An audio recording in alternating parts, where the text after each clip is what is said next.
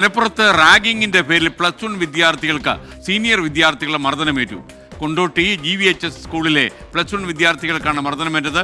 മർദ്ദന ദൃശ്യങ്ങൾ പിന്നീട് റീലാക്കി സോഷ്യൽ മീഡിയയിൽ പ്രചരിപ്പിച്ചെന്നും പരാതി ഉയരുകയാണ്. 24 പ്രൈം ടൈം ബ്രേക്കിംഗുമായി സമീർ ബിൻ കരീം ചേരുന്നു. സമീർ, ശരിക്കും ഇപ്പം ഈ ആക്രമിക്കുക മാത്രമല്ല, അത് പിന്നീട് എഡിറ്റ് ചെയ്ത് റീലൊക്കെ ആക്കി സോഷ്യൽ മീഡിയയിലൂടെ കൂടുതൽ ആൾക്കാരിലേക്ക് എത്തിച്ചു കൊടുക്കുന്നു ഒരു കാഴ്ചയ്ക്ക് വേണ്ടി.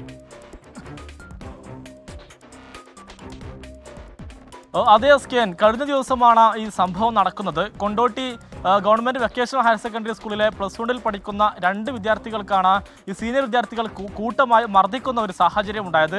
സ്കൂളിലെ ഗ്രൗണ്ടിൽ വെച്ചും പിന്നീട് സമീപത്തെ റോഡിൽ വെച്ചുമായിരുന്നു മർദ്ദനം.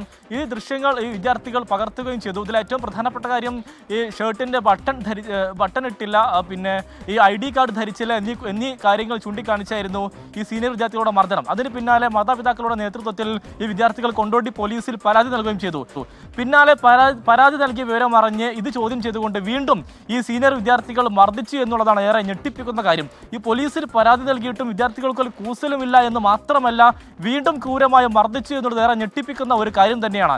അതിന് പിന്നാലെയാണ് ഇപ്പോൾ കൊണ്ടോട്ടി പോലീസ് കേസെടുത്തിരിക്കുന്നത്. വിദ്യാർത്ഥികൾക്ക് പരിക്കേറ്റ വിദ്യാർത്ഥികൾ കൊണ്ടോട്ടിയിലെ സ്വകാര്യ ആശുപത്രിയിൽ ചികിത്സ തേടി ഒരു ദിവസം അഡ്മിറ്റായി എന്നുള്ളതാണ് നിലവിൽ നമുക്ക് ലഭ്യമാകുന്ന വിവരം. അതിൽ ഏറ്റവും പ്രധാനപ്പെട്ട കാര്യം, ഈ രണ്ടാമത്തെ മർദ്ദനത്തിന്റെ സമയത്ത് സ്കൂളിലെ തന്നെ പഠിപ്പിക്കുന്ന ഒരു ടീച്ചർക്കും ഈ വിദ്യാർത്ഥികളുടെ മർദ്ദനത്തിനിടെ കല്ലേറേറ്റു എന്നുള്ളതാണ് മനസ്സിലാക്കാനായിട്ട് കഴിയുന്നത്. 5 മാസം ഗർഭിണിയായ ഒരു ടീച്ചർക്കായിരുന്നു വിദ്യാർത്ഥികളുടെ കല്ലേറേൽക്കുന്ന ഒരു സാഹചര്യമുണ്ട്. അത് പിന്നാലെ ഈ ടീച്ചർ ഈ ചികിത്സ തേടുകയൊക്കെ തന്നെ ചെയ്തിരുന്നു. എനിക്ക് തോന്നുന്നത് വിദ്യാർത്ഥികളാണെന്നുള്ള പരിഗണന കൊണ്ടായിരിക്കും ഒരു പക്ഷേ പരാതിയുമായി അവർ മുന്നോട്ട് പോകാത്തതെന്നാണ് നമ്മൾ മനസ്സിലാക്കുന്നത്. അതിലും ഇത്രയൊക്കെ സംഭവങ്ങൾ നമ്മുടെ നാട്ടിൽ നടന്നിട്ടും ഇതിനൊക്കെ ഇത്രയധികം ബോധവൽക്കരണം നടന്നിട്ടും വിദ്യാർത്ഥികൾ വീണ്ടും ഈ ഒരു സംഘർഷത്തിൽ ഏർപ്പെടുന്നു എന്നുള്ളത് ഏറെ ഞെട്ടിക്കുന്നത് തന്നെയാണ്. എസ്കേൻ. Okay, thank you. ഇപ്പോൾ ഒരു കുട്ടിയുടെ പ്രതികരണം വന്നിട്ടുണ്ട് ഇക്കാര്യത്തിൽ, നമുക്കതുകൂടെ കാണാം. ഞാനും എൻ്റെ സുഹൃത്തും കൂടി സ്കൂളിട്ട് വരികയാണ്. അപ്പോൾ സ്കൂളിൽ തന്നെ ഓല ആദ്യം അടിച്ച് ഞങ്ങൾ പുറത്തേക്ക് വണ്ടി ഞങ്ങളെ വൈത്തല വന്നാണ്ട് പിന്നെ ഓനും കൂടി അടിച്ച് എൻ്റെ ചുണ്ടൊക്കെ പൊട്ടീന്, ചെവിൻ്റെ ബാക്കിൽ ഇതുണ്ട്.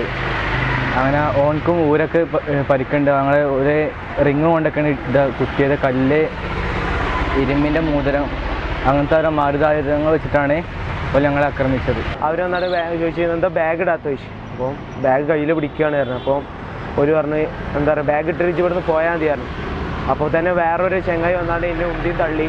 അതിൽ എന്താ ID കാർഡ് ചോദിച്ചാണ്ട് ഞങ്ങൾ പോക്കറ്റിലേന് ID കാർഡ്, അതും വന്നാണ്ട് ID കാർഡ് ഓടിച്ചാണ്ട് അടി തുടങ്ങി. അതിൽ ഞാനും ഓനും പുറത്തേക്ക് വണ്ടി, ഞങ്ങൾ പുറത്തേക്ക് ഓടിയപ്പോൾ ഒരു വൈത്താൽ ഓടി ഒരു 7-8 ആൾക്കാർ വന്നാണ്ട് ഞങ്ങളെ കൂട്ടടി എന്ന് പറഞ്ഞാൽ വട്ടത്ത് നിന്നാണ് ഞങ്ങൾ അടിച്ചു.